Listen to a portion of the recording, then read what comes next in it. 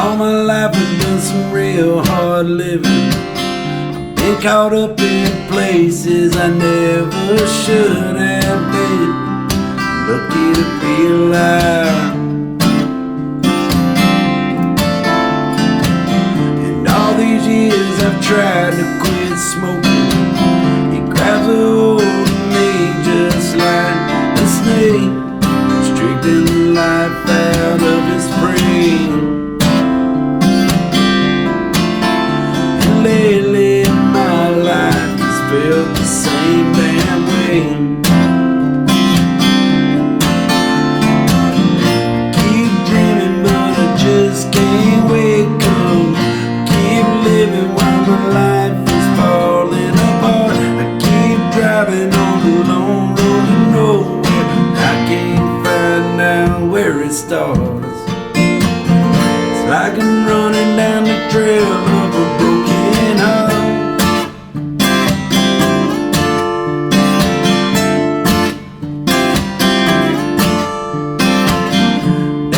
Road I'll keep on running until I find a place calling out my name, saying I should stay a while.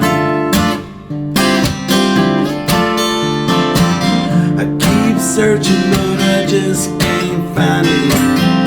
Then I realized I've been looking through my eyes and that my heart should guide the way. But I don't know how much more my heart can take.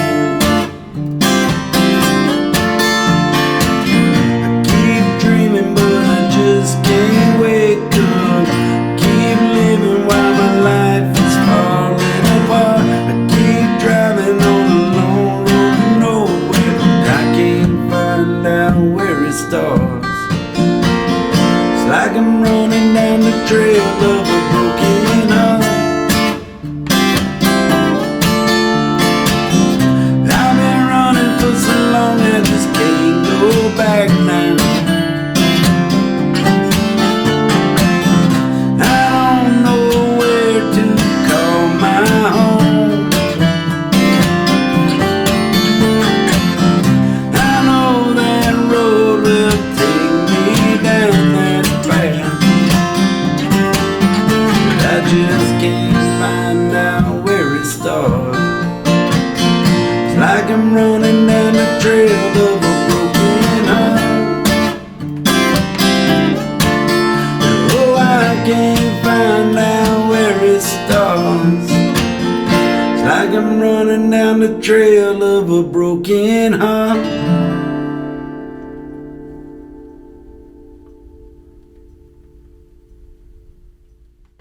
This is a 1954 Martin D18.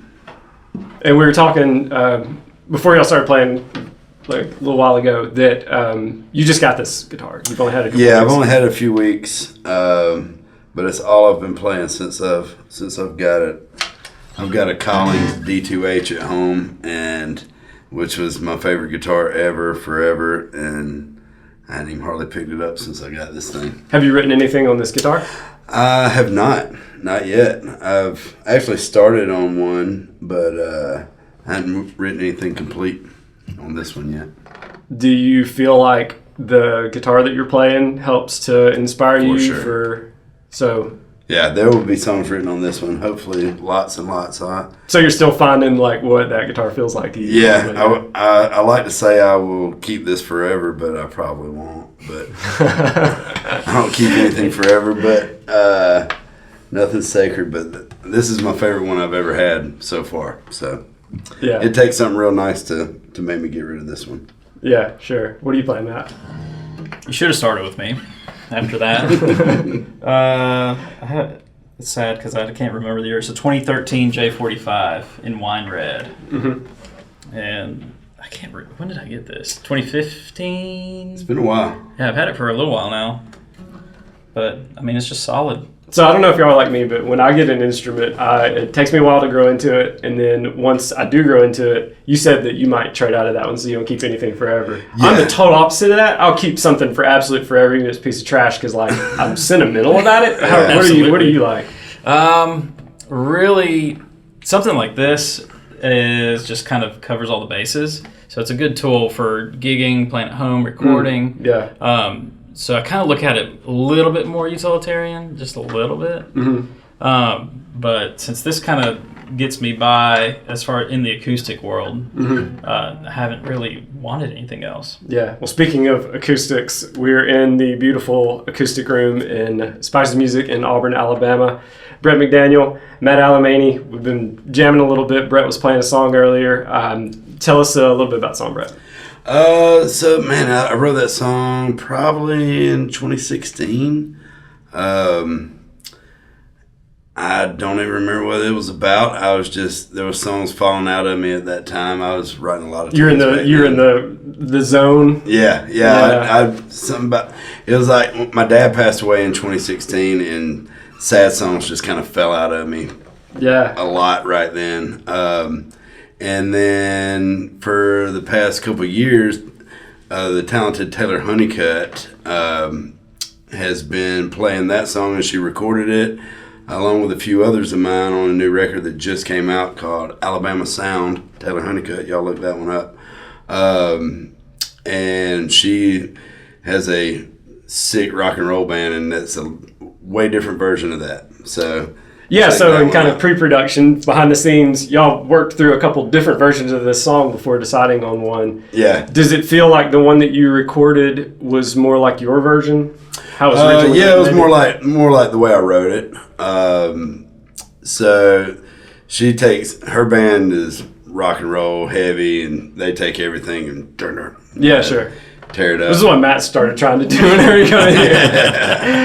I thought you were coming in electric tonight. That's what I was told. Yeah, well, we talked about it. We kind of just try to make it a little easier. But. Yeah. So, unexpected question. How long have y'all been playing music together? Man, I saw that video on YouTube when we played on the Snapper Dome, and that was right before Supper Club closed. Yeah, so... Okay, so those are a bunch of Auburn insider references. Yeah. If you're not from here, you might not. Yeah. And I'm not from here, and I sort of catch those references. Yeah.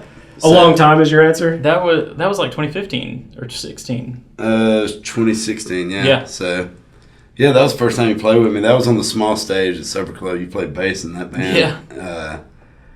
And, yeah, that was right at the end of Supper Club. So, around, I think it was in August of 2016, or 2015. 2015 when so that was the first time we ever played together. So I'll tell you this, as somebody who isn't from here, I just said that. It seems like the songwriting that you particularly write, and I've heard some of your other bands and stuff around town, it's got Opelika vibes. Is that fair? Sure. What does that mean? I don't know, man. When I started, I didn't start like really writing songs until later in life, till I was around 30. And I was running around with a bunch of people from around here that were all writing songs at the same time. So I would imagine it probably has a vibe. Yeah. There was a lot more going on back in that time, about 10 years ago or so. What do you mean, singer-songwriter stuff? Yeah, there was more places to play. Around, I wish they were doing the Songwriter Festival back then, because we would have all been in on that. Whenever you write, do you work with anybody else, or is it usually just you by yourself? Sometimes I do. I always send ideas to this guy for help. He tells me when they suck.